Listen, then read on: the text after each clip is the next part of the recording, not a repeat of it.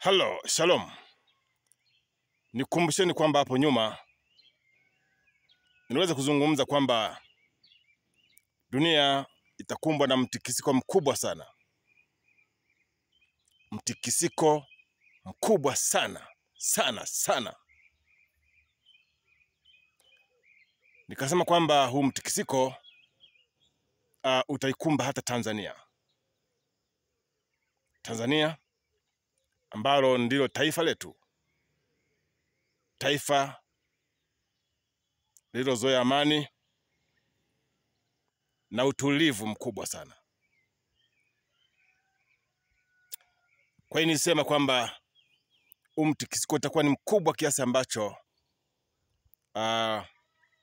taifa halijawahi kuona, halijawahi kushuhudia. Nashuhudiwa sana kurudia maneno haya tena na tena, kwa sababu kuna watu ambao kwao kuamini ni mpaka waone. Kwao kuamini ni mpaka waone. Kwa nashuhudiwa kusema tena na tena, ili basi maneno haya yasiondoke masikioni mwa mtu,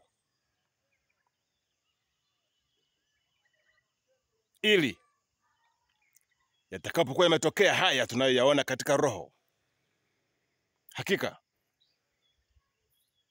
watu watajua kwamba nabii alikuwepo. Nabii alikuwepo, mtumishi wa Mungu alikuwepo, amesema. Ezekiel aliambiwa hivyo. Nabii Ezekiel aliambiwa hivyo, kwamba wewe sema tu, sema, tamka, sema waziwazi. Waamini, wasiamini, wakubali, wasikubali, lakini hakika watajua kwamba nabii alikuwepo. Alisema mambo haya, mambo yamesema, yametabiliwa. Licha ya mtikisiko katika taifa letu la Tanzania, bado kuna viashiria vingi sana. Kuna viashiria vingi sana vya kutosha ya kwamba vita kuu ya tatu ya dunia, vita kuu ya tatu ya dunia iko mlangoni sana. Vita kuu ya tatu ya dunia iko mlangoni sana. Sikia nikwambie, hii vita kuu ya tatu ya dunia inayosemwa hii, haleluya, inayosemwa hii ni sawa na vita ile ya pili ya dunia ilivyoanza. So nakumbuka vita ya pili ya dunia ilikuwa ni mwaka gani? So nakumbuka 1939 nadhani mpaka 45 huko. So nakumbuka ilianza hivi hivi. Mitikisiko ya mataifa ilianza hivi hivi. So nakumbuka ni mataifa gani ambayo yalihusika sana katika vita kuu ya pili ya dunia? Nakumbuka. Lakini tukiachana na vita ya pili ya dunia, hata vita ya kwanza ya dunia, vita kuu ya kwanza ya dunia ilianza hivi hivi. Ilianza hivi hivi. Kwa hiyo ukifuatilia vizuri historia na matukio yanayojitokeza nyakati hizi, kaingia kwenye vitabu vya unabii, kwa maana ya Biblia na vitabu mbalimbali anyway vya kinabii, utaona kwamba ni kweli yaliyotabiriwa na manabii, nyakati zake zinarejea, zinafika sasa. Hebu fikiria. Jaribu kuwaza. Taifa la Israeli sasa hivi linapigana na mataifa kadha wa kadha. Achana na Palestina na Israeli nyakati zile, unajua vita ya Palestina na Israeli ina miaka mingi sana. Na watu tulizoea Palestina Israeli. Dunia ilizoea hivyo. Lakini sasa si Palestina na Israeli tena, au si Israeli na Palestina tena, ni Israeli na mkusanyiko wa mataifa mbalimbali. Hayajawa wazi sana kiasi hicho, lakini kiangalia vizuri, vita inaendelea pale Israeli na Hamas. Haijakaa kwamba ni Israeli na Hamas tu. Sasa kuna maandalizi ya mkusanyiko wa mataifa mbalimbali ya Kiarabu kuinuka dhidi ya Israeli. Naposema maandalizi, si maandalizi tu, tayari mambo yameshaanza. Kuna mkusanyiko wa mataifa mbalimbali ya Kiarabu dhidi ya nini? Ya Israeli. Haya, tukiachana hilo, twende Russia, Urusi. Urusi leo hii ni miaka 2 na zaidi ikiwa inapigana na huyu Ukraine. Lakini walianza wao kama wao. Walianza Putin na huyu bwana Zelensky, ikiwa ni Urusi na Ukraine. Lakini leo hii ukiangalia vizuri, kufuatilia vizuri, sasa si Ukraine peke yake sasa. Si Ukraine peke yake. Yaani nyuma ya Ukraine sasa kuna mataifa mengine ambayo yako dhidi ya Urusi. Lakini pia ukiangalia Urusi pia na yenyewe si peke yake kwamba imesimama. Tayari kuna mataifa mengine ambayo yanazidi kujitokeza kuiunga mkono Urusi, baada ya kugundua kwamba mwenzetu kule ana nguvu zaidi, si yeye peke yake. Naona? Lakini pia ukiachana na hawa watu, ukiachana hawa, nenda kwenye mataifa mengine sasa. Yaani dunia nzima ni mitikisiko mitupu. Ni mitikisiko mitupu ya vita.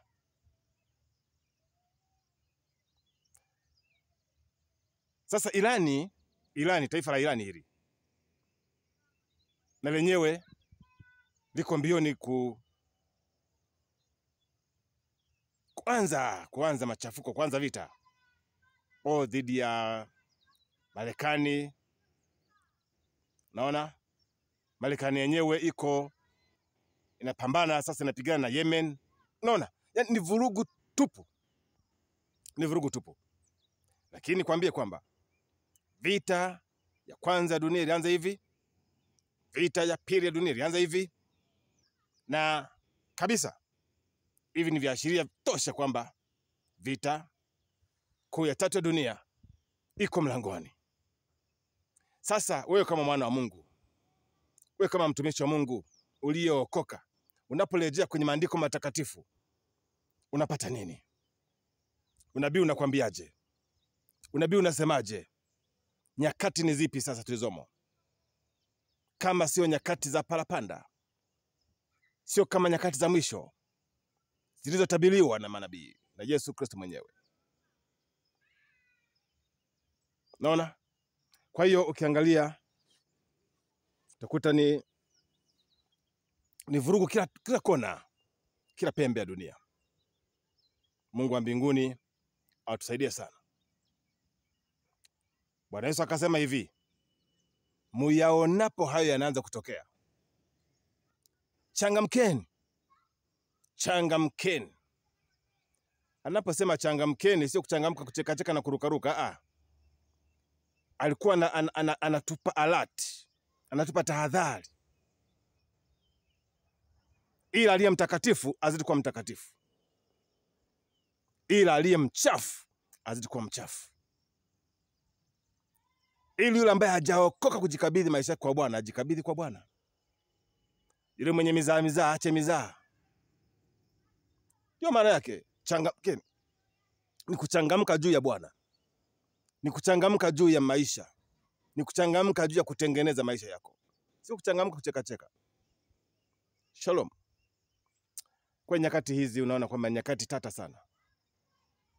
Nyakati tata sana. Mara sasa China na wenyewe wanajiandaa kupigana na taifa gani? Sijui Marekani, sijui na nini. Yaani ni maandalizi ya kutosha sana kwa ajili ya vita kuu ya 3 ya dunia. Mtikisiko mkubwa. Mataifa yenye nyuklia nyakati hizi wanaziweka tayari. Wanaziweka tayari nyuklia zao. Mataifa yenye silaha nzito za maangamizi wanaziweka tayari. Maana yake nini? Kila taifa nyakati hizi linaliangalia taifa lenzake kwa jicho la hatari. Yaani nyakati hizi kila taifa linaliangalia taifa lenzake, taifa lingine kwa macho ya hatari, kwa macho ya vita. Kila mfalme nyakati hizi anamwangalia mfalme mwenzake kwa macho ya vita. Kila ndugu hata kila ndugu kabisa nyakati hizi ni very dangerous. Kila ndugu anamwangalia ndugu yake kwa jicho la hatari. Ndugu hataki kumkaribia ndugu yake. Ndugu hataki ukaribu na ndugu yake. Hataki ukaribu na ndugu yake. Ndugu huyo ni ndugu huyo. Anaitwa ndugu huyo. Ndugu wanauana. Ndugu wanatafutana kuchinjana. Ndugu hao. Wengine dhidi ya mali. Wengine wivu. Wengine mapepo matupu. Ndugu kwa ndugu nyakati hizi si ndugu tena. Tena bora ya rafiki. Bora ya rafiki. Lakini ndugu kwa ndugu nyakati hizi ni hatari sana. Ndugu anamwangalia ndugu yake kama vile sio ndugu yake. Taifa na taifa, ufalme na ufalme, rais anamwangalia rais mwenzake kwa jicho la hatari sana nyakati hizi. Mwanamke anamwangalia mwanamume kwa jicho la hatari sana. Mwanamume anamwangalia mwanamke kwa jicho la hatari sana. Mtoto anamwangalia baba kwa jicho la hatari sana. Baba anamwangalia mtoto kwa jicho la hatari sana. Mtumishi wa Mungu huyo anamwangalia mtumishi wa Mungu mwenzake kwa jicho la hatari sana. Na ndio maana kuna mashambulizi ya watumishi wa Mungu kwa watumishi wa Mungu kwenye mitandao. Bila hofu. Kujiuliza kwamba lakini haya mambo tunaifundisha nini dunia? Haya mambo tunayofanya tunafundisha nini? Tunafundisha injili ipi? Hakuna. Nyakati hizi kuna hofu hiyo. Roho wa Mungu ameisha toweka duniani. Roho Mtakatifu ameisha hama duniani, kwa watu ameisha hama. Watumishi wa Mungu kutukanana matusi ya hatari kwenye mitandao ni rahisi sana. Vyepesi sana nyakati hizi. Kuvuana nguo kwenye mitandao ni vyepesi sana nyakati hizi. Watumishi wa Mungu hao, wachungaji, maaskofu, mitume, manabii, wainjilisti, walimu na kadhalika kwa huduma zao na kwa vyao vyao. Hakuna tena hofu ya Mungu, hakuna hofu ya Mungu. Ni kuvuana nguo kwenye mitandao. Kama sio uchafuzi wa hali ya hewa, kwa habari za nyakati za mwisho ni nini? Na ndio maana hii roho ya kitu tunachokisema hiki cha vita kuu ya 3 ya dunia ni roho ya machafuko katika dunia. Maana roho wa Mungu amehama katika dunia. Amehama tayari. Mwanadamu kumchinja mwanadamu mwenzake, it is very simple nyakati hizi. Very simple sana nyakati hizi. Roho wa Mungu ameisha hama katika dunia. Kilichobakia ni palapanda kwa ajili ya kuwanyakua wateule wa Bwana. Bas. Kwa hiyo aliyesimama angalia sana asianguke. aliyesimama angalie sana asianguke. Ni mambo ya kutisha dunia nzima. Ni mambo ya kutisha sana dunia nzima. Mwanafunzi shuleni anamwangalia mwalimu wake kwa jicho la hatari sana.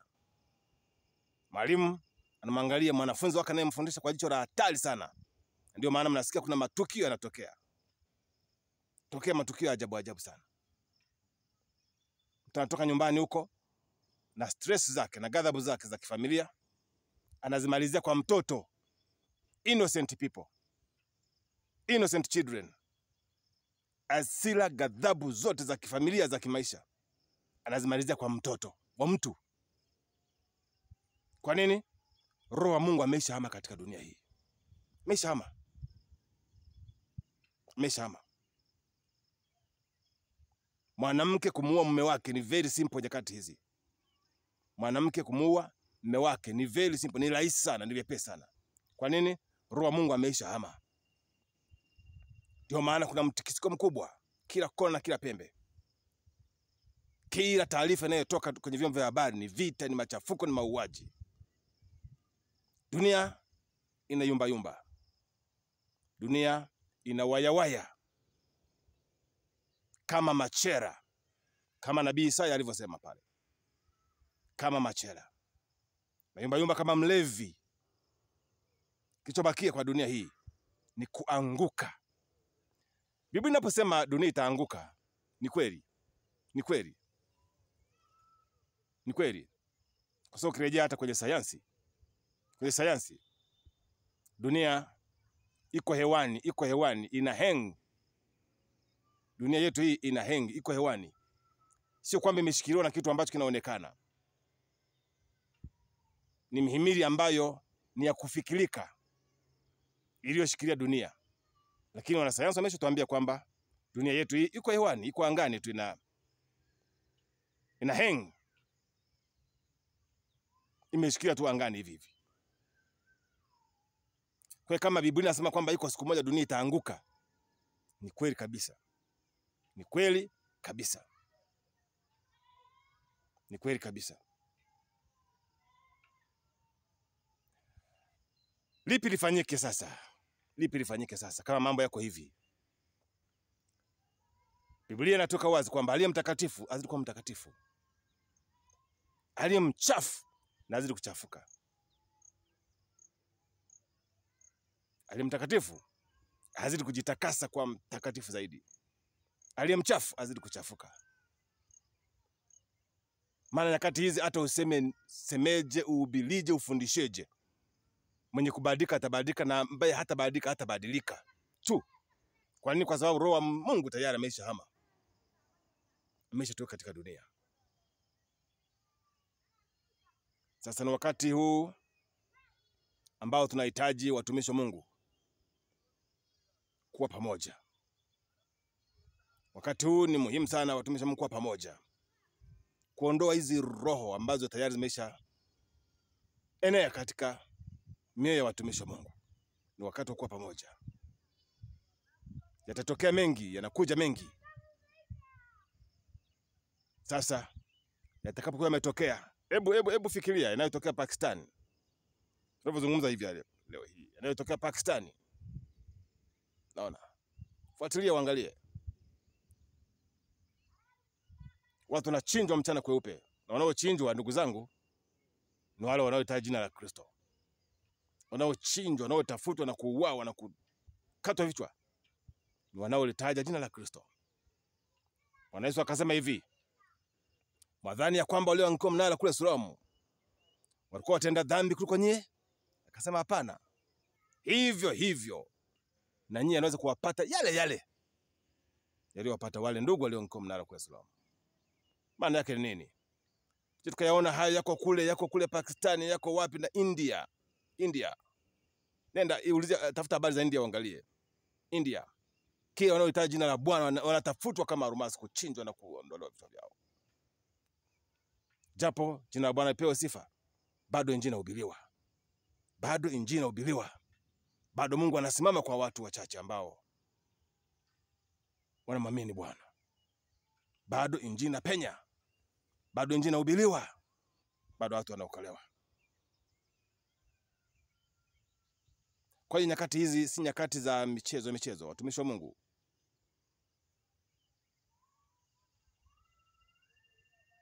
Umoja makanisa, umoja wa nini, umoja wa mitume na manabii nini. Ebu be serious, be serious, be serious. Umoja usiishie kuhubiri injili tu, uishie uende zaidi, hata kuangalia kutengeneza mfumo wa ukaribu mtu na mtu, kwamba kesho na kesho kutwa kumetokea jambo fulani kwenye kanisa la mwenzetu, tunafanyaje? Kesho na kesho kutwa kumetokea agizo fulani la kitaifa kwamba hakuna ibada wote, tunafanyaje? Kesho na kesho kutwa kumetokea zuio la kimungu, zuio la kiibada, zuio la kikanisa, tunafanyaje? Tuko tayari kwamba tuweze kushikamana, au ndio hivyo tutakuwa kama manyumbu wanashambuliwa na simba? Mungu atusaidie sana. Nyakati hizi nyakati za hatari mno. Shalom.